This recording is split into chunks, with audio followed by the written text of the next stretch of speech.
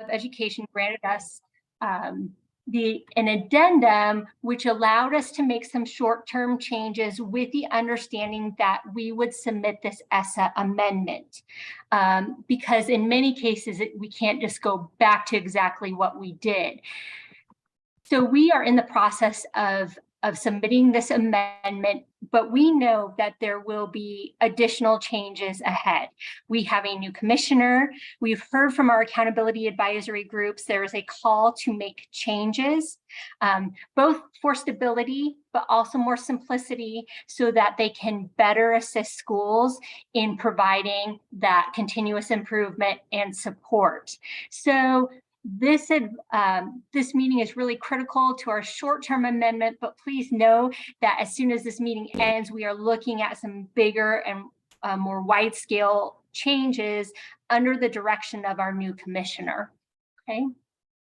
Are you looking at changes to the filtering system or to just the approach to providing support? You know, I think we are waiting for some direction from our new commissioner in terms of, you know, his input on that. And then, you know, stakeholder feedback has been to provide more clarity to the system. So we will be modeling a lot of different things that I think we will bring to you in subsequent meetings. And so I don't have a direct answer for that now, but I think you can anticipate seeing us ask a lot of questions around what you just asked me about. Mm-hmm. Yeah. So as we're thinking about this ESSA amendment and what's going to happen for this next year in accountability, to provide just a little more context to in appropriately identifying schools due to the pandemic and the data disruption, just a reminder here, you know, under ESSA law, we have to identify cohorts of CSI, ATSI every 3 years. Well, to resume accountability, that meant that we are identifying a lot of cohorts right now for our designations and support. So we had this original cohort that started in the 18, 19, 19, 20 school year. We extended their time period simply due to the pandemic. And then with resuming accountability this year, we had to identify another cohort to finally align our systems and get it back to the original ESSA plan where ATSI and CSI, which I'll talk about a little bit more in just a minute, we also will need to identify cohorts in the 23-24 school year. And the U.S. Department of Education has approved this plan to realign designations and accountability. So what we'll see is it's important because then we're looking at the student groups and schools most impacted by the pandemic, but we also have a lot of identification and support happening simultaneously, okay? So I know, Jeff, you had a lot of questions about the components of our accountability indicators. This slide just shows you that all of the components of our accountability system align to ESSA law. So let's talk about each of these indicators though, and I know you might have some questions around these. So status is just proficiency on ELA and math, on our NSCAS exam, and then for our ACT, that third year cohort. So again, our status indicator is based on that proficiency level, okay? Progress is measured by two, go ahead. Oh. So my question on status was whether you're looking at the percent proficient on ELA and math together, or if you're looking at them separately. We would be looking at them together for that stage 1 filter as we do for our state accountability system, which I won't dive into. And that has been, what you'll see is stage 1 has been I'm not sure, dictated, the feedback has come in from the U.S. Department of Education that stage 1 has to be as it is. So we're looking at combined for stage 1. So in other words, you are calculating the percent proficient in English and math at each grade level, right? So it's not the percent English and the percent math. It's somehow that's a combined statistic you take. In the denominator are all the students? Yes. In the numerator are all the students who made proficient in one or both of the areas? That's what I don't understand. Yeah. Okay. So it's the number of tests taken. So if we have, let's say, 10 students take ELA, 10 students take math, we have a total of 20 testers. That's our denominator. Our numerator becomes then the number of students who are proficient in the exam. Okay, so in that case, you have 20 test takers. Mm-hmm. You just 15 of them were proficient in one area or the other, or both. Right. So a student could be proficient. I see. Okay, so optimally you would get 20 students in the numerator if everyone was proficient in both Right. areas, right? I Right. think, Jeff, if you look at it based on tests rather than students. Right. So I'm a student, I have 2 different tests. Vicky's Yeah. a student, she might have only taken one of the tests. So then we'd be 3 rather than 4. Okay. So, Yeah. but looking at it as tests taken rather than actual kids. Right. Got it. Okay, that clarifies that for me. That's helpful.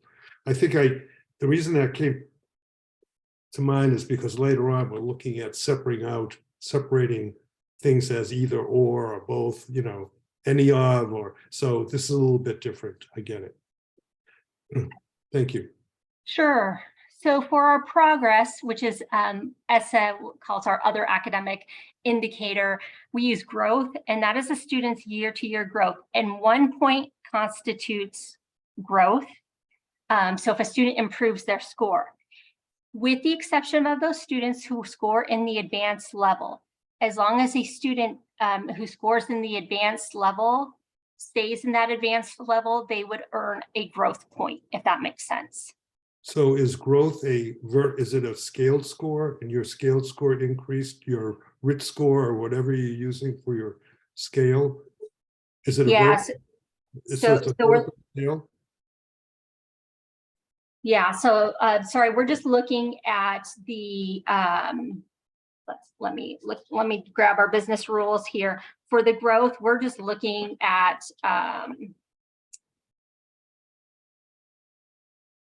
thanks for bearing with me. Just wanted to make sure I'm answering your question as accurately as possible. So for that AQuest tenant scoring for growth, we are looking at, let's see. Is it scale score, Vicky? Yes, thank you, Josh. The word escaped me. I get nervous when you're presenting to all sorts of experts here, but appreciate it. It's the scale score. So you can just make 1 point increase on your scaled score, which could be because of error, measurement error. Yes. 1 point, and that's okay. 1 point is enough. In our current system, as the business rules are written, that is enough to get that growth increase. Okay, this is why I say the devil's in the details, because okay, it's interesting that 1 point when that's certainly within the measurement error. That could be just measurement error. And I think Jeff, and I'm sorry, I don't know if Josh was going to pop in here. I can't see the microphone there, but I think those are the exact type of questions that we need to be considering as we look at some of those long-term changes or a possible revision of our accountability system. So important question. Thank you. Yeah, I would look at the conditional standard error along your scale, because the standard error would be different at different points on the scale. Or you can use the overall error, error measurement across the whole scale. And I would say students should at least be able to make growth at or greater than that error band, if you will. So if it's 3 points is the standard error across the, on average across the scale, you would think of making growth of at least 3 points would be reasonable. Otherwise, it's just, we don't really know if they grew or not. Just as an idea. No, I appreciate that. And I know Stacy's taking notes and I'm taking notes too. So these considerations will be extremely important moving into that long term. Yeah. And Vicky, just to make sure I'm clear, and I know this is probably accurate, but really the eighth graders have no chance to make growth, correct? Because you're not taking that test until you're a junior of the ACT piece. And so if the growth is really for anyone that is either in 3rd through 7th grade of that year, is that accurate? That is accurate. Thanks, Josh. Okay. Mhm. So 8th graders can't make growth based off their 7th grade scores? From 7th to 8th grade, they can, but from 8th to 8th 9th, grade, we there's wouldn't be nothing. able to measure that. Yeah. Yeah. Right, so just 9th and 10th grade don't have. Yeah. Yeah.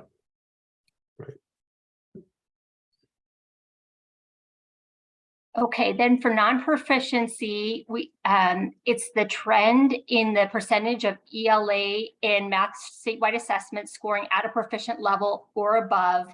And we usually look at a 3-year trend line. For this past year, it was a 2-year trend line because we didn't have the 3 years of data. So again, this is both of these statistics are not subject specific. They're combined for both subjects. That the number of test takers are in the denominator. Again, that's just however you're doing it. It'd just be interesting to know that how that's being computed. Yeah, so it's the number of ELA assessments with scores in eligible ELA and math scores in in the lowest performance range divided by the total number of ELA and math assessments. That's what we're looking for the non-proficiency reduction.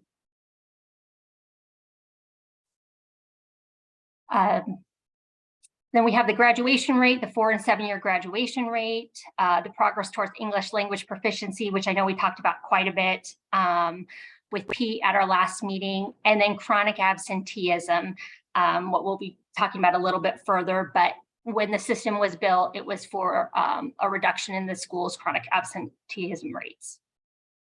And chronic absenteeism is defined as Students who missed more than 10% or more of membership days. Okay.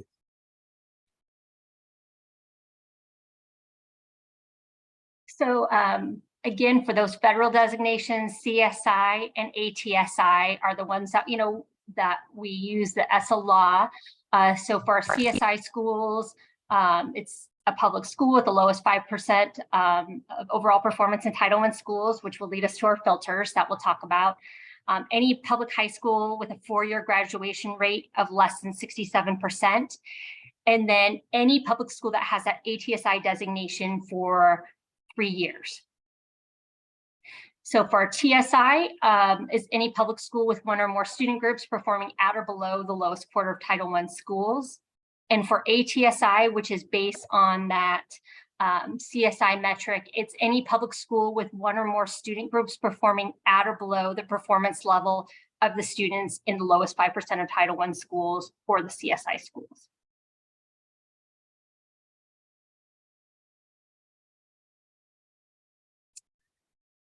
Okay.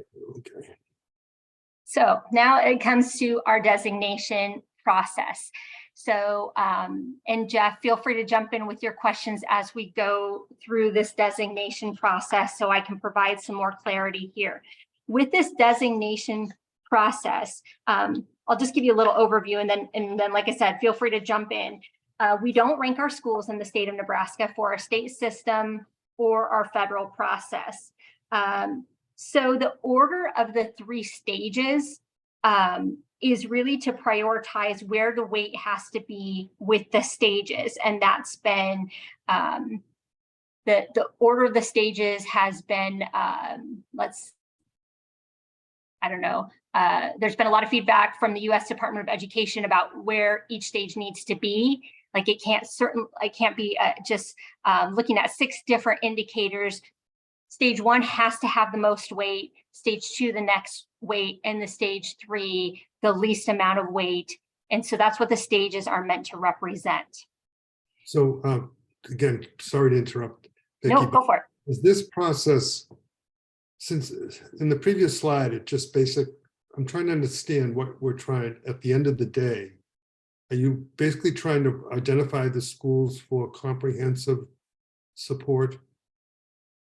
Or at each stage, are we identifying schools for various, whether it's for CSI or TSI or ATS, whatever the initials are? I'm trying to understand at the end, at the end of the filter, who are you identifying?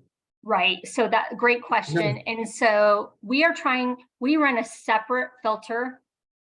They all look the same, but there's a filter that is for CSI, a filter for TSI, and a filter for ATSI. So there's a filter to identify the schools for comprehensive support and improvement. And the reason why they all have to be different filters is because with CSI, we look at Title I schools only. That's per ESSA law. ATSI has to be all schools based on CSI schools, again, per ESSA law. We have a little bit of more flexibility with deciding on the designation metric for TSI, but that's that's because the ATSI and CSI have some federal implications and regulations that tied to both of those things. So when I give you an example of ATSI here, you'll see all public schools. I can put in the chat our business rules, but you would see, for example, for our CSI schools, it would start with Title I schools only. So each filter matches the metric. Okay, so you do this for Title I schools, and then you do it for non-Title I schools, or for all? It's a little bit confusing. I'm sorry if I'm asking a lot of questions here and others understand this, but No. The first time I looked at this, I'm trying to just juxtapose these federal designations and how they're determined from what you're trying to do with the filter. Yep. So the filter is meant to identify the schools that need the support. So it might help me to, if you can bear with me, I'm going to pull up some of our designation business rules on the screen here, so you can see what the filter looks like for each of our schools there, if we can. So here's our CSI filter, and I'm sorry if it's tiny here, I can put them in the chat as well. So with our CSI filter, we're using this filter to identify the CSI schools, but remember, those can only come from the Title I schools. The ATSI metric then is based on, we have to compare student groups. So this is student group, and we have to compare those student groups through a filter to those CSI schools. So what you'll see, if I can scroll in the correct direction here, is that it's the same filter, but now we're comparing all public school student groups to that CSI schools, basically, through the next set of filters. Does that help at all? I think so, yeah.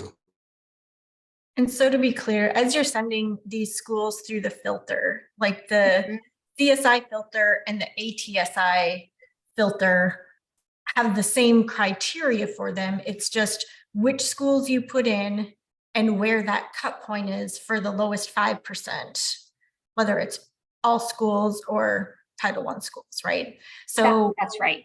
So it's the same criteria that we're using for identification. It's just a different cut point and a different set of schools that are being sent through it that come out at the end. That's exactly right. Same stages, same indicators, but we're using whatever metric that or school or student group metric that is written into ESSA law as we're looking at each of these designations.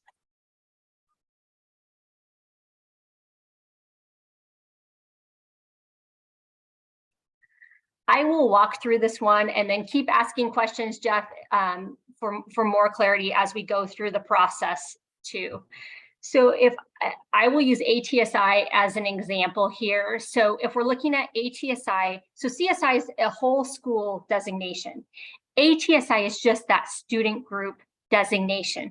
So we're looking at subgroups or student groups in every single school across the state of Nebraska using an N size of 10. So there has to be at least 10 students in each student group to go through this filter process. Mhm. So in stage 1, we have any student group performing at or below the lowest 5% of Title I schools in status or progress towards English language proficiency. So is it the lowest 5% of Title I schools, or is it the 5th percentile Title I school? Because the lowest 5% is a group. So Yeah. you know what I mean? So where's the cut there? I mean, yeah, you know what I mean? Yes, let me try to answer this the best I can to have it makes the most sense. So if we're looking at the lowest 5%, we look at the lowest 5% in terms of status. So we look at all the Title I schools and we see which where's that? It's the 5% cut point, like of the 5% of Title I, or the lowest 5% of the Title I schools, where is that cut point for status? So it's the 5th percentile. 5th percentile, yes. Okay, so maybe that would be a better way to describe that. Okay.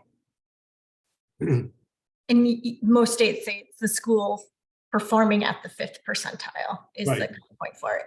And I think that was one of my big realizations too, is it's not just you're sending them through for all public schools. It's separate for elementary and middle than it is for high schools. So those cut points at that 5th percentile are very different for elementary versus high school as well. So lots of different models that I run through. Yes. So then the same thing, and we can look at the 5th percentile for progress towards English language proficiency. And again, for that stage 1, that is where the Department of Education says that status and progress toward ELP have to hold equal weight and they have to be in stage 1. So what you do is for a school, you look at the students, and let's say one subgroup was Hispanic students. Mm-hmm. And their status was 50. And the status of the 5th percentile Title I school was 55. Mm-hmm. So they're below that, and they would be identified. They would go to Yeah, stage that's 2 good. then. Mm-hmm. Okay. Thank you. Sure. Can you repeat that so I fully understand? So again, if we're looking at this specific example, the student group has to be both below the status cut point and below the ELP cut point in order to make it to the next stage? Not with stage 1. It is either status or lowest 5th percentile for progress towards English language proficiency. Okay, so you can be below it for status, above it for ELP, and you move to stage 2. Right. Okay. So one more clarifying question on that. Mm-hmm. When we're looking at the 5th percentile school, Title I school there, we're looking at the overall performance of that school, not for the performance of the subgroup of students in that school. Is that correct? No, that's correct. We, per SLA, we have to look at that lowest 5th percentile for that, the Title I schools only. Yeah. But when you're comparing another school to trying to determine if they met the cut point there, Mm-hmm. looking at overall school performance of the 5th percentile school, not the performance of the subgroup in that school. Yeah, that is correct. We are looking to the overall performance of that total school. Yep. Okay. Yep. So I'm going to skip ahead for a minute just so on some clarity. Hopefully this doesn't create confusion, but I'll jump ahead to what we're looking at for stage 2. So right now we have that stage 1 group, and let's say they are below our cut points, they move to that stage 2. Right now, our filter shows that if they are either at the lowest 5% of growth or non-proficiency, they move to stage 3. Right. Again, using that 5th percentile for Title I schools as a cut point. That proposed change that we can delve into in just a few minutes would look at what they would only move forward to that 3rd stage if they're at the lowest 5% of Title I schools in both growth and non-proficiency. Right. Finally, in going back and forth a little bit here, we have our stage 3. Right now, our only school quality and student success indicator is chronic absenteeism. Again, we look at the lowest 5th percentile in chronic absenteeism, and from there come up with our schools that are identified for support. Okay. Yep. So if you want to take a quick look at our total numbers, we have 40 CSI schools, 335 schools, and then per state law, we also have to identify priority schools, but that wouldn't be a part of this particular conversation. So that's where we were at for this year. And how many schools in total are there? Trudy, help me out with this. It's 1,000, is it 96 here? Schools? Yes. Sorry, I don't know that. I can tell you how many districts there are, but I can't tell you how many schools there What are. is our district number? 244. 144. And that 1,000, 1,100 is pretty close to the schools, Vicki. Thanks, So- Josh. If you're identifying 400, around 400 schools in one category or another, you're identifying overall around 40% of your schools. That's correct. Okay. Just trying to keep these big things in mind here as we're, Yeah. yeah. And the number of schools that the Department of, Nebraska Department of Education actually need to become involved with directly are the CSI schools or also the TSI schools. Yeah, so it's really most directly with the CSI school because there are opportunities for funding for school improvement efforts. And of course, there's an array of school support services we provide, but we also know that those ATSI designations, if a student group remains in one of those, after 3 years, it results in that CSI designation. So there's a potential for any of those TSI schools to become a potential for any of the ATSI schools to become CSI schools after 3 years. Right. And of the CS, I think that slide showed what, 35 CSI schools? It's 40. 40. So Yeah. that's about 4% of the schools in the state. Mm-hmm. Yeah. Okay. And I just say this because sometimes, you want your accountability system not to identify so many schools that the department can't serve them. I mean, the department has some obligation if they're going to identify schools that need support. They can't say, well, we've designated you, you're on your own to improve. We just don't have the capacity. So somehow the system needs to address the capacity of the department to actually provide assistance. Yeah, and I think, you're exactly on point with why we are looking at some of these proposed changes, Jeff, because we really do want to support the schools with the greatest need. And so when we are talking about the stages and why we want to make changes, it is really to better identify those schools that are really below cut points in all indicators that we're looking at, not just one or the other, if that makes sense. So that's where those proposed changes are trying to narrow down the schools that we can really support and who really need that support. Right. Well, it's an interesting thing because it's sort of optimally, you'd like to help many schools if there's some criterion for what's acceptable performance, what's decent performance. If you define what's decent performance some way, you'd want to just let the system identify as many schools that aren't meeting that standard. and then you have a reason to advocate your legislature for more funding if you're identifying schools that can't meet this outcome that you think is desirable for the state. So it's a policy, it's a difficult policy issue I think you deal with in terms of these accountability systems. Sort of an aside here, because you can do what you can do, but I think you want to be able to point out to the folks that fund schools, local communities, as well as the legislature, that what's the situation here with our schools? Are they doing great, or do they really need a lot more help than we're able to give them right now? And Jeff, that's been a big talking point for districts, what exactly you just said. So that's right on the conversations we've been having. Yeah, I can see that. It's the right conversation. So that will lead us right to the changes to the filters, and again, why we're proposing these changes.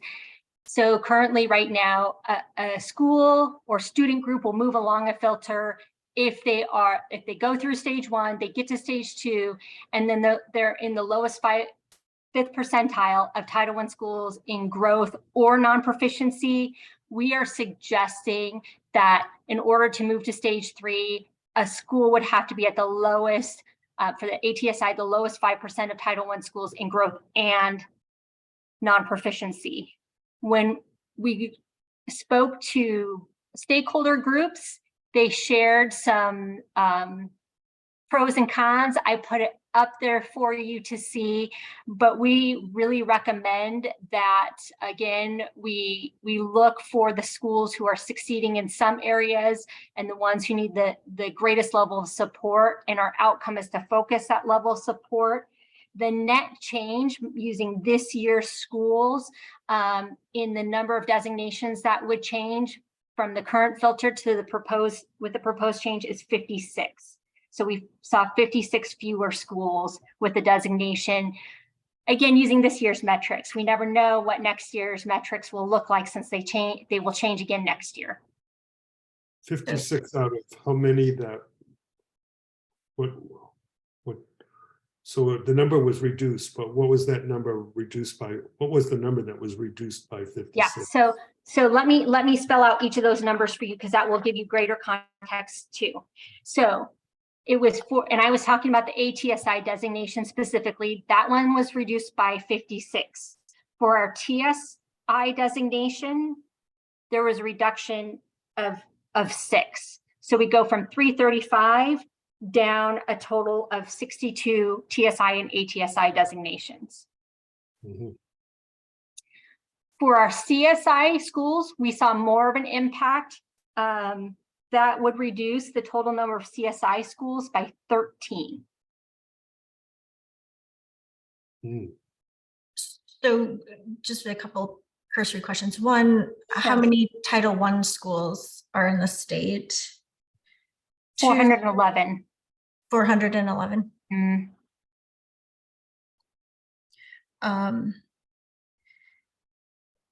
Are you considering or looking at exit criteria in addition to entry criteria? So if we now have to do both growth and non-proficient, is that going to be part of the exit criteria too? So is it going to be harder to exit status as well?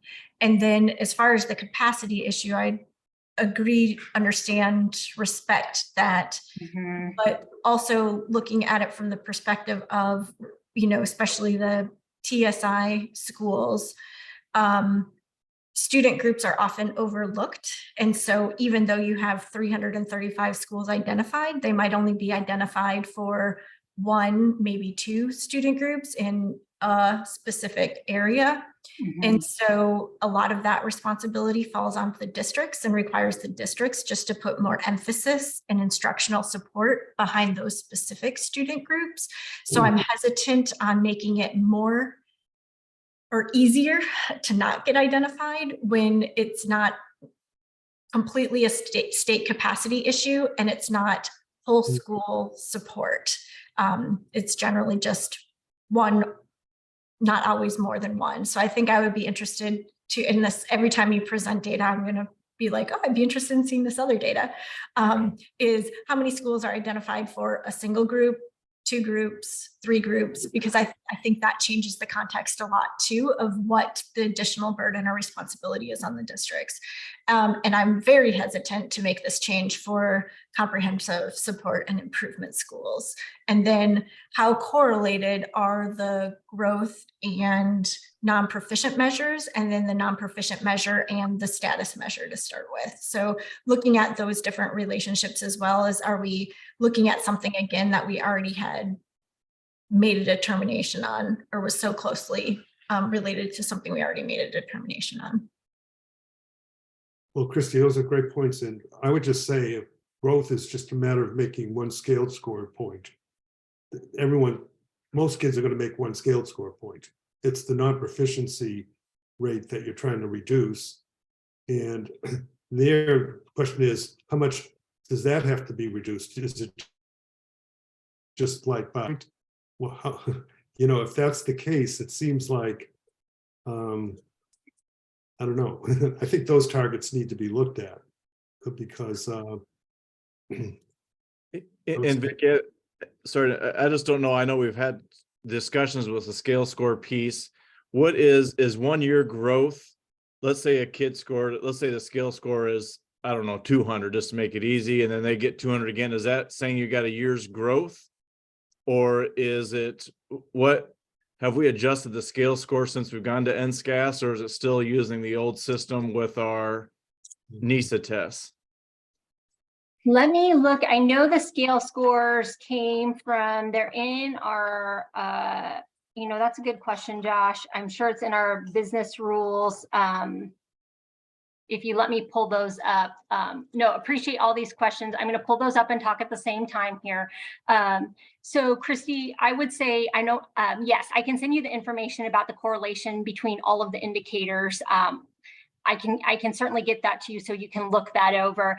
In going back to your first set of questions regarding student groups, absolutely, it's absolutely important to identify the student groups with the most significant need. I would say one thing I just want to point out to just throw in the context with this conversation is that in looking at our number of schools, we do have to remember that not all CSI schools exit, and we've seen that. So we will have repeated, CSI schools, and then those ATSI schools that were identified in 1920 will become those CSI schools. So, we don't know what that will look like, but we know that we will anticipate, and again, we apply the exit criteria next year. So all of those ATSI schools that from that first year cohort that don't exit now become CSI and add to our numbers with CSI.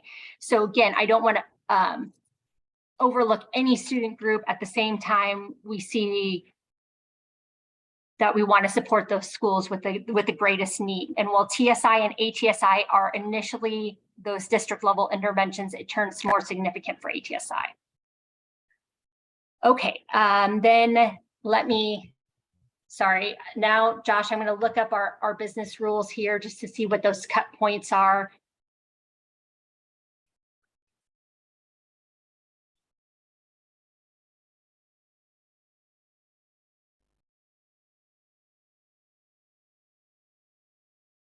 Yeah, I'm going to send out a question in a chat to one of my colleagues in research who can help with that, with your question, Josh, but let's return to that for sure as soon as I get an answer there.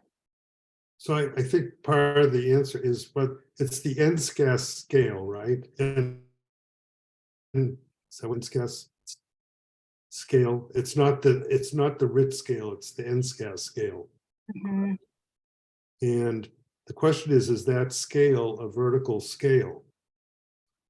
In other words, does it go from 0 to 1,000 or whatever? And you could, from one grade, it's the same scale used across. I'm just trying to, it's. Yeah. Because a lot of states don't have a vertical scale. You might have one. And then you can measure growth along the scale. many states just have a scale for each grade level test. And you really measure growth using, using those scales. They're separate scales.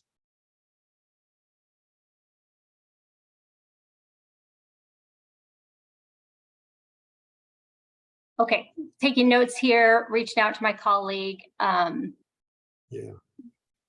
Good question. So let me get back to you as soon as I have an answer there. So definitely, I'm hearing the feedback, though, that with regard to the concern about, reducing the number of CSI schools that we would support, Christy. Yeah.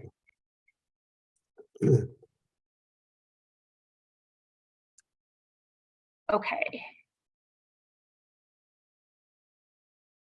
In looking at the stage 3 filter, prior to the pandemic, in our original business rules, we Vicki, did, yeah. Sorry, I just want to go back to why I think it should be in any of rather than both.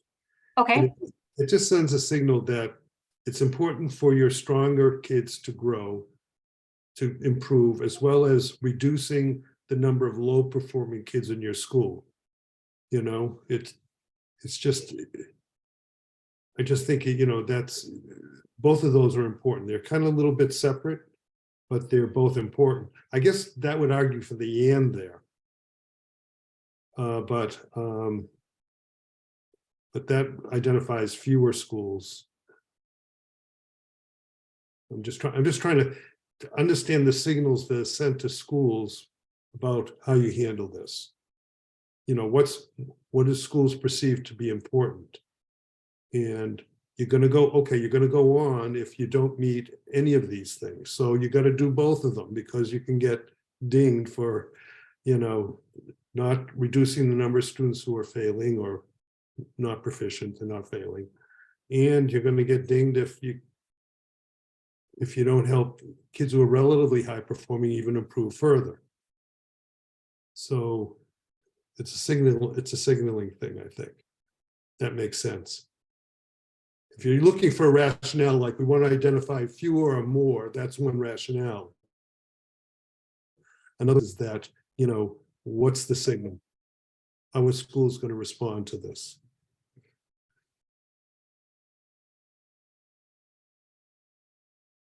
Josh, would you be able to provide some feedback into this conversation about the school response? I would love to hear your additions here.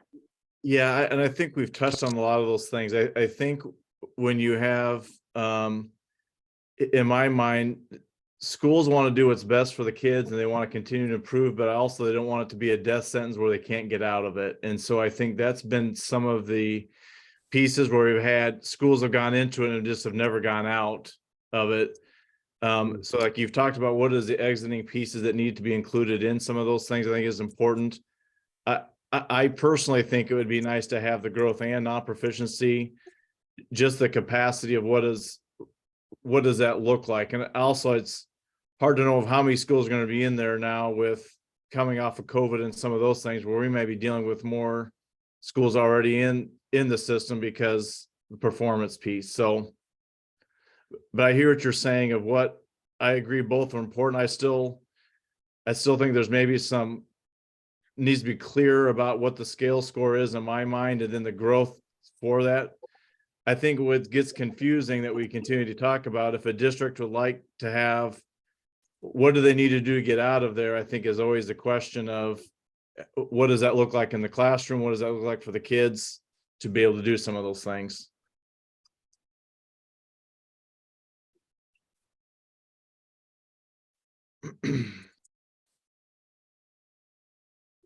So I guess that it's the word and or. Are you identified here because you didn't make your growth and you didn't make your non-proficiency, or do you get identified if you don't make one or the other? Right? So I guess more get identified when you have an or than an and. right? Yeah, Right. and I don't know if you're looking for recommendations yet, but I don't support the and. I think it needs to be an or. I get the COVID thing, but this is an entirely normative identification system. So all of your cuts are going to be going down. So it's not like you're going to be identifying any more schools because now you have higher, more rigorous expectations. I mean, if anything, this is lowering expectations for what schools and districts need to do to help students. So I would make sure that whatever your priorities are reflected in the identification of schools. And yeah, it's tough to exit ATSI and it's tough to exit TSI and it's really tough to exit CSI, but there's a reason. I mean, you don't want to exit a school for not catching those students up. And in most cases, exit criteria are, not even as rigorous as entry criteria are because they want to exit schools. And you're not just trying to catch them up, you're trying to move them forward. So they're not at the bottom 5th percentile anymore. They're better than that. So I would not make the change to be an and. I would keep it as an or, and I would make sure that we are definitely identifying, just especially given the not as rigorous expectation for growth. And even with the 3-year averaging of non-proficiency changes too. I mean, I would make sure we're identifying all the schools that we can and making sure that schools and districts are prioritizing those students that are not meeting the progress, because this is, I think, one of the big challenges with accountability systems is it's easy to hide low performing kids because you're looking at averages in a lot of cases, and just making sure that we're definitely serving those that are the furthest behind too. I guess one of my questions would be, those of you who worked in other states, of what percentage of your schools are being designated? Are we disproportionately higher? Are we lower? I guess I just don't know what that number is percentage wise when you look at some of those things. It's definitely not higher. And I would say in a lot of cases it's lower. And there are a lot of states that actually do annual identifications rather than just every 3-year identifications, because they don't want to miss an entire cohort of kids coming through an elementary, middle, or high school for identification. So looking at this in the percentages, especially if you make this change would definitely put you on the very low end of identifications. Yeah, Josh, I looked at a couple of different states, and Christy has more background as to what's happening across the nation. I just looked at some of our neighboring states. For example, Minnesota had 371 designations. South Dakota, and I looked at the student numbers. I don't have that in front of me right now.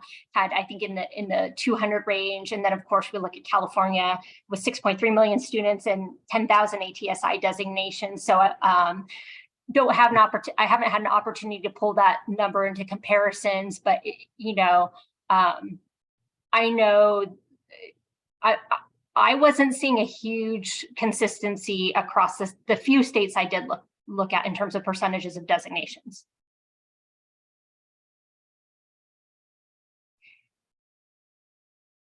Yeah, I like the idea of looking at some of your looking at some states with similar demographics, numbers of schools, and get schools that are identified in these categories would provide some context for however this ends up. Are you an outlier? You kind of like, does this data kind of fit? Just gives you a little bit of information to help people put this in context. I don't have those numbers off. I don't have this particular statistic, if you will.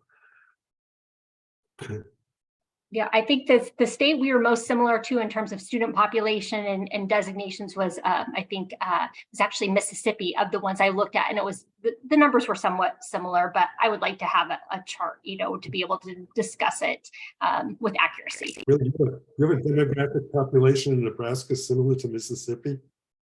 Well, I wouldn't necessarily compare those, but I was just looking at students and certain designations. I'll pull it up for you the next time we're together, just so you have a reference point. Yeah.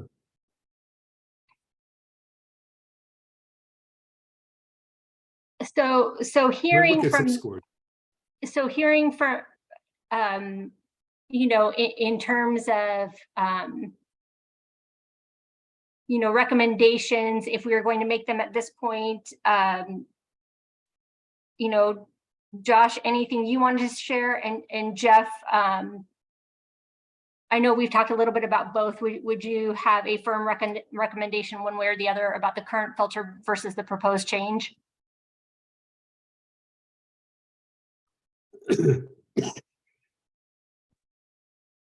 Well, I hear what Josh is saying, you know, you know, there's a certain practicality to this stuff, as well as,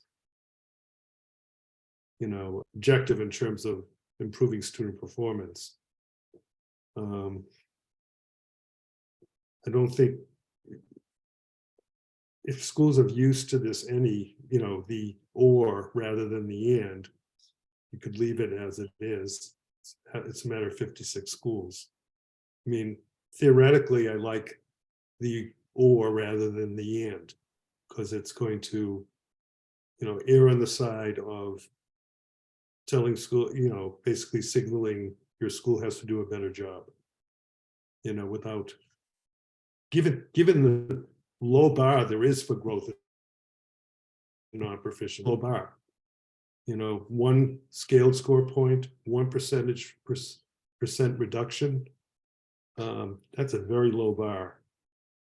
I don't think you need to make it any lower. And we're also identifying schools at the 5th percentage school. Yeah. So it's not, Right. it's not like we're looking at medium, middling, higher front. We're looking at schools, the bottom 5% of schools, and deciding, should we identify a school to provide extra help to kids who are in the lowest 5% of the state for this particular subject or idea. And I just, you know, making it less rigorous than just the lowest 5% with a not super rigorous expectation for growth. I have a hard time making it an and. Fair enough. One thing that we've seen from our filtering process, you know, is that we use the highest indicator score, you know, from our Title I schools right now. So, for example, if a Title I school was in the lowest 5% for growth, or sorry, for status, but not ELP. So let's say their scores were super high for ELP, but they still make it through for status. In the CSI filtering process, we still have to use their ELP score for ATSI designations, if that makes sense. So any other feedback there?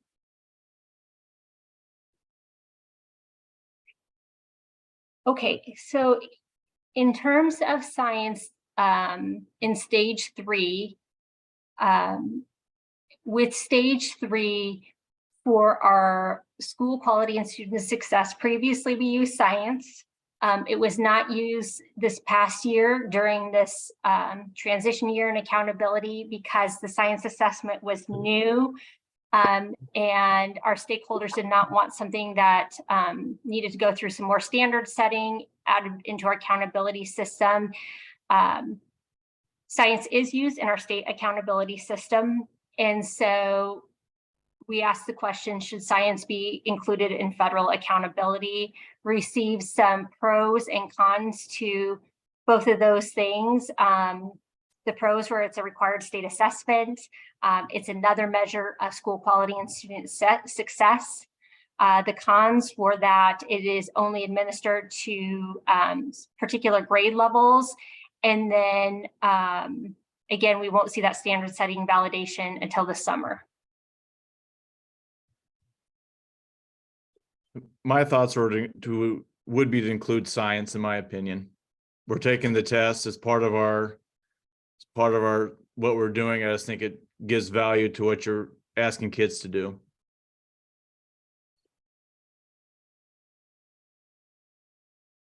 Yeah, again, it's a strong signal to schools that pay attention to science, because with these accountability systems, they accuse the assessment of narrowing instruction because it is, but it's actually the accountability systems of, that, it's the consequences for students not performing in certain areas. And if you leave science out, I think there's a tendency not to pay as much attention to it. Again, you may not want to emphasize it as much as English and math. I think that, because otherwise you would include it at stage 1, and that's a consideration. How do you justify not including it in stage 1 with the other content areas? I don't quite know how you could do that and still not give it as much weight. It's only at 3 grade levels. And I'm just talking out loud here. There's just issues about where you include it and what's the bar. Our feedback from the U.S. Department of Education would be that it has to go into stage 3 as a school quality and student success measure. It's a state choice to use the assessment, and that it should not be included in stage 1.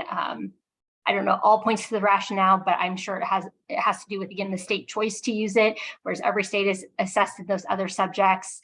And then the grade levels are more limited as to the students being assessed. And stage 2, consideration about stage 2. I hope Dr. Vargas joins me, one of my colleagues, in just a second. She would probably have that information about the feedback that we received at the time, but I know for whatever reason, and again, I hope she can provide that. The Department of Education said it had to go stage 3 with our filter system. Yeah, Dr. Vargas has stated that U.S. Department of Education stated that ELA and math are only allowed in stage 1. Perfect. Oh, that settles that. Yes. Yeah, I would agree to have science included in it. I think the more you can align your state and federal accountability systems, the more consistent message you're sending to schools and districts about what is important. And yes, it's just the weirdness that SQSS indicators are to carry the least amount of weight in any accountability system for the Fed purview, which is weird since they make you test it, but then don't allow you to include it for achievement. Well, appreciate feedback on science in going through the decisions regarding filters. Again, right now we just use chronic absenteeism and that particular metric in our school quality and student success. The proposed change would be to add it back into that stage 3 and make it an and with the lowest 5% of Title I schools in chronic absenteeism and science. Why not or?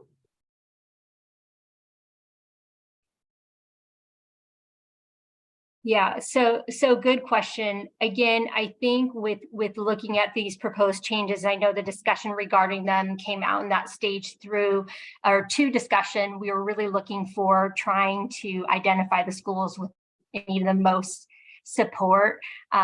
So we were looking at, does the school have a low chronic or a high chronic absenteeism rate and low science scores in order to receive that designation? So it was, again, looking at the schools that need the most support.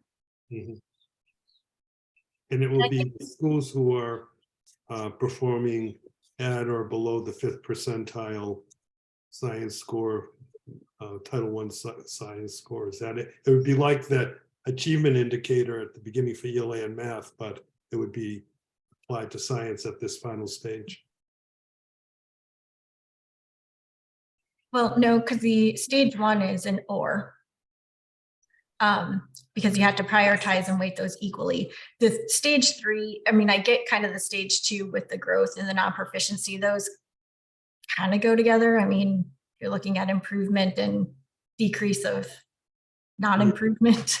But science and chronic absenteeism just don't go together for me. Like, they're weird. It's two different, completely separate things. It's getting kids to show up to school versus did you teach them how to do science? And so I think the question I asked last week was, what's the overlap? Like what schools are identified for chronic absenteeism versus which ones are identified for science? And then where's the overlap? Because I think this will probably further really reduce if we do an and rather than identify schools that might need to help do a little bit more with science. So I looked at this year's scores for that ATSI where we had the most designations. There would be no changes for TSI, and actually there were a total of 5 schools who would exit using the and an additional 5 schools that would exit. The science cut point for our CSI schools, our lowest 5% was very high this year. Well, we didn't use it this year. I would say the science score, science proficiency rate was actually very high for, since we have to use, it was very high for our CSI schools. In particular, the highest one for our CSI school was a 67% proficiency rate.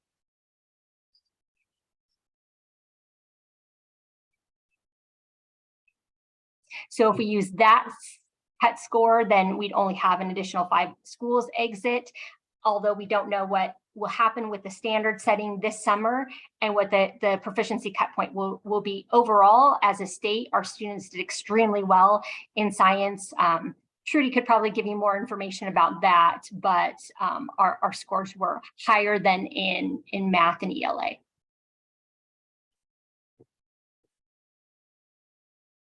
Christy, do you know of other states that include science in their accountability systems? A majority of states include science in their accountability systems. But they don't have a filtering system. They just kind of weight all the different indicators and come up with a number. Yes. Yeah. I guess, May, that brings up the question, should those, this is really throwing a monkey wrench into things, but I see what all of you are saying. Should those be somehow separated out as separate pieces? It is kind of weird to have those two together, but I don't know what that looks like. But, and I agree with Christy, it could be very different. You could have a high performing science student that never comes to school that could still be an issue. So.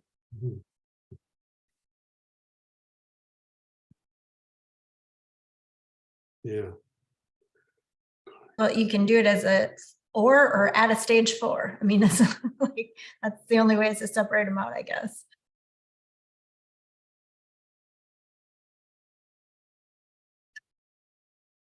So again, maybe I'm forgetting what you said about stage 2. Does it fit in better at stage 2? You might end up identifying more schools if it was, or, you know, it was didn't make growth or didn't reduce proficiency or didn't make a standard for science, and then have the absenteeism at the end.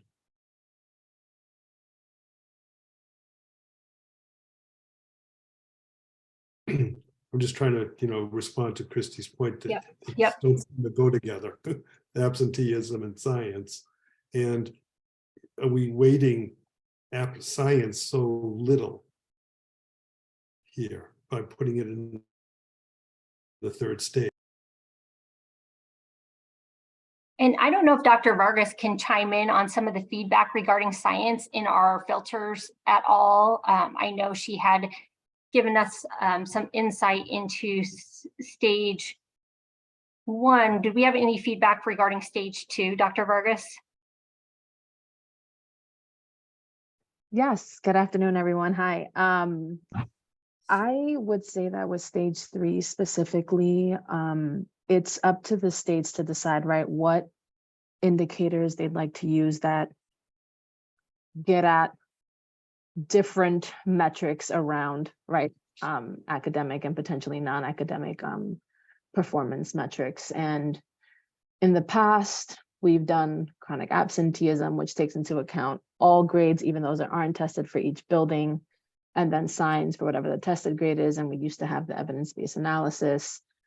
So feedback that we've heard from the field is, especially as we began to emerge out of the pandemic, was chronic absence is the only indicator. And in some cases, what we know from the impacts throughout across our state, it was extremely high. So, so I take the point of, we also want to make sure we are identifying schools that are needing that additional support. Simultaneously, it's an overwhelming indicator, and science proficiency could help, if that's even the right word to use, but could mitigate the overemphasis on chronic absence. Another option is that we don't include science this year either, right? So like, I think as we try to find synergy between our state and federal accountability processes, it is possible, right, to not necessarily include it this year and consider what it would mean to actually re-engage this filtering process at a later date. However, feedback that we heard from the field was definitely like chronic absence was the only indicator that we had here. And if science had been included, could it have made a difference? And I think that's what Vicky was getting at a little bit. In some cases, it would have, and in other cases, most likely not. Well, it could, quote, help if it was an and not an or, only. If it's an or, it's just going to identify perhaps more CSI schools.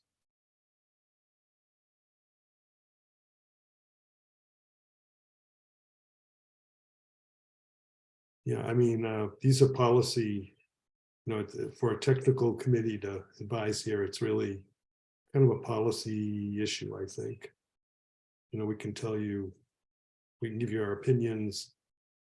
But I think that's the issue.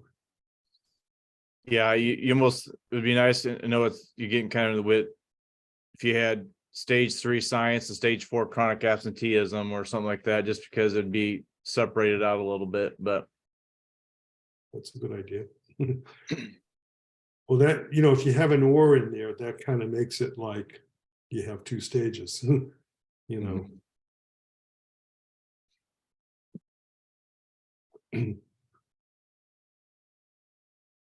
Well, thanks for your consideration there and your input thus far.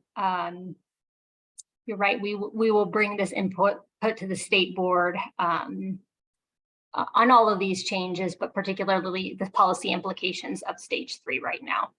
Yeah. And Vicky, maybe you're going to get to this, but could you go, I want to ask, Linda has sent me a question on chronic absence on slide 16. Mm-hmm. And just like with some input from Christy or Jeff, but what do other states do relative to absenteeism, and what does that look like? But then, what's magic about 10 years and half and some of those things? We're just kind of, Linda was curious to where did that all come from and just kind of the purpose behind that. Oh, 10 years. Let me read that.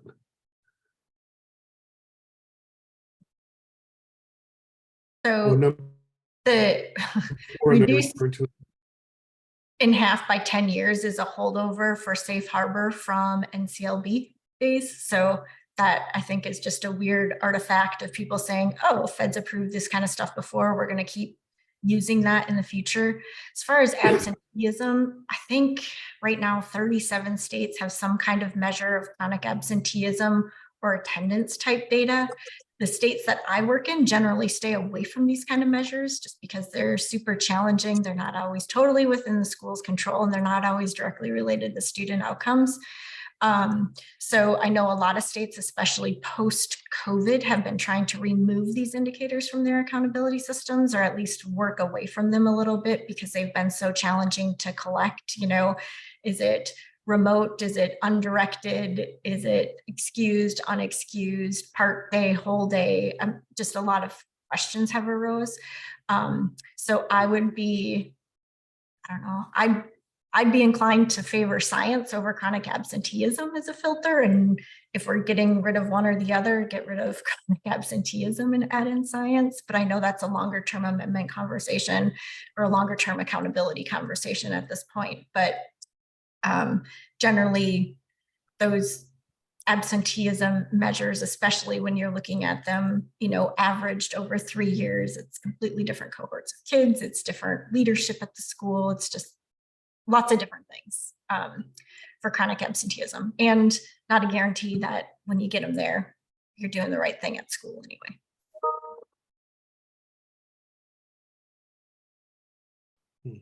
That's interesting. Using science instead of chronic absenteeism.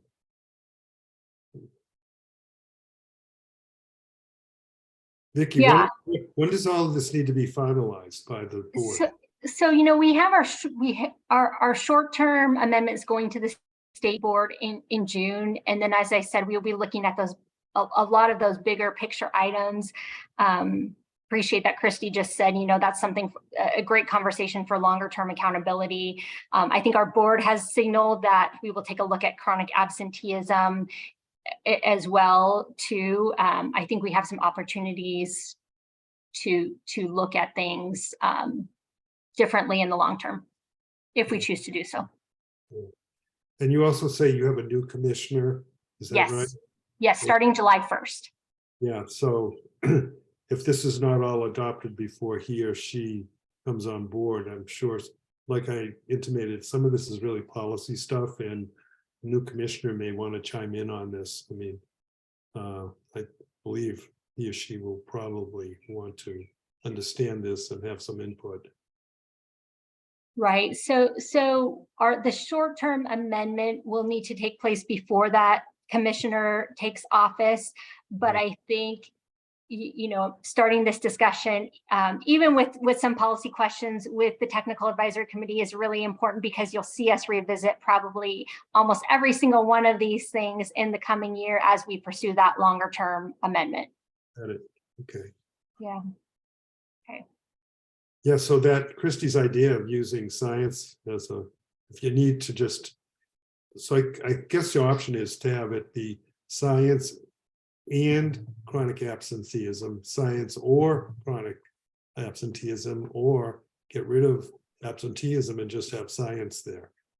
So I think that's still, from what I understand, up for discussion how you want to handle that. I'll just jump in here quick, because technically that isn't what a decision that's to be had right now. It's about science. So I think, to the point around our commissioner select has been made aware of these conversations, and we have meetings with him regularly to ensure that he knows, as well as our board, around where we're going for right now. Right. So I appreciate the input thus far, because I think, we also have to marry that with what our board and our commissioner would, the direction they'd like to go with as well, and what are we placing value on. But what I'm gathering from this conversation potentially is splitting the two up, maybe not combining science and chronic absence, just from what I'm hearing about what those two indicators are potentially communicating, and ultimately then determining what the future of this of what the SQSS indicator or indicators could be. And we'll make sure to bring you all back into the fold for those technical specific conversations. And of course, grateful for the input around the policy. This is exactly what we wanted to be able to hear from you all. Good.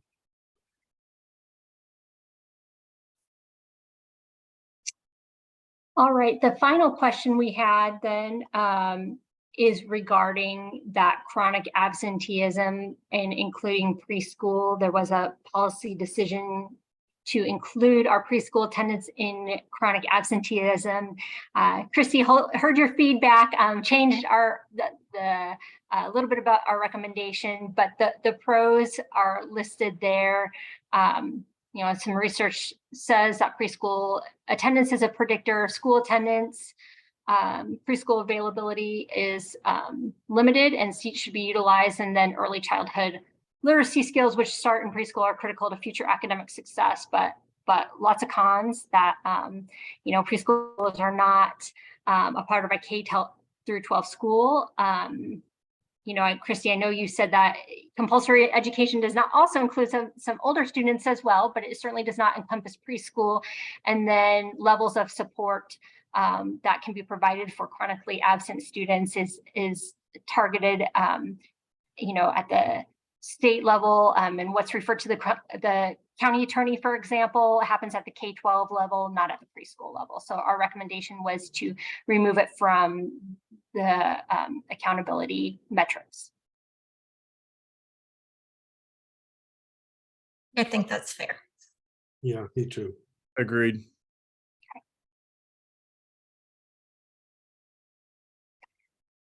I mean, you want metrics that apply to all schools, and if all schools don't have preschools, doesn't make sense. Okay, well, those were the main questions I had. I know I want to make sure in just a minute that I have circled back to any unanswered questions, but with regard to state accountability, there are some policy decisions that will be taking place, but we will also want to include the TAC in our future conversations about LB 706006 with regard to discipline in our state accountability system. And again, not going to dive into that piece of it today, but preview this topic as we look at discipline and the integration of discipline into our statewide accountability system as one of those indicators, along with status, growth, non-proficiency, etc. We will be relying on some of your guidance and knowledge in making future decisions. So just wanted to share this information with you. So Vicki, just so I'm clear, this will not be part of the 22-23 classification system, but we'll dive into it for the 23-24. Is that correct? Yes, the goal is to continue to work with the board, the commissioner, and then stakeholder groups across the state to examine different models of integration and look at our data points from this year to guide some of that modeling. And so yes, this year would just be a baseline year to report information, but not integrate the discipline into accountability.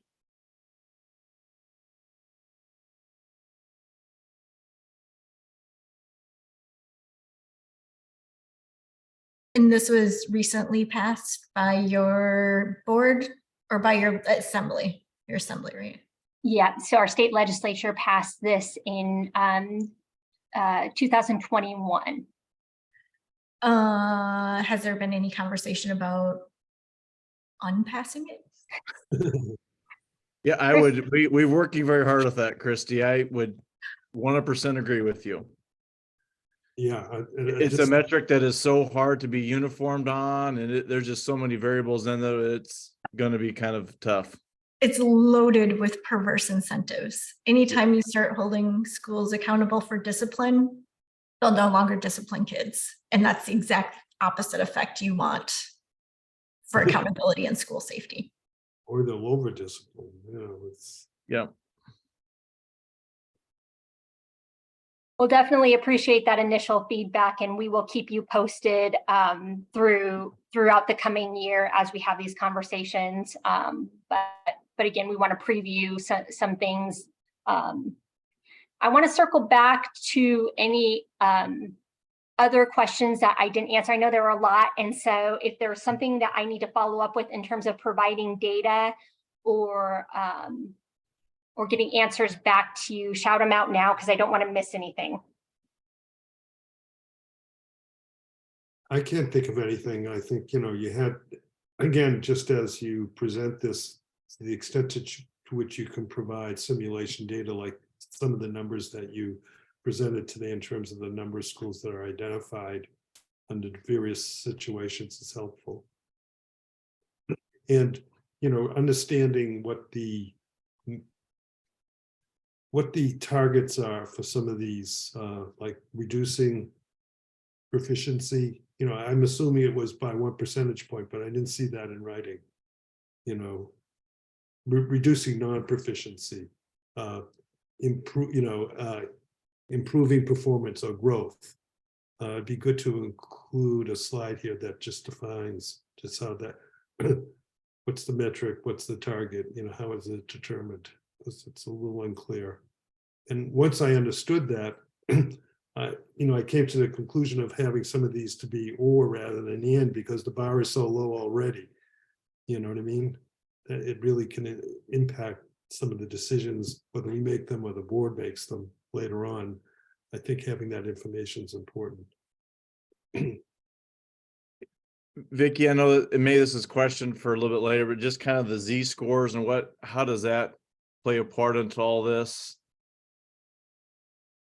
Sure. Are we talking about the federal accountability, Josh, or state classification system? Our state classification system.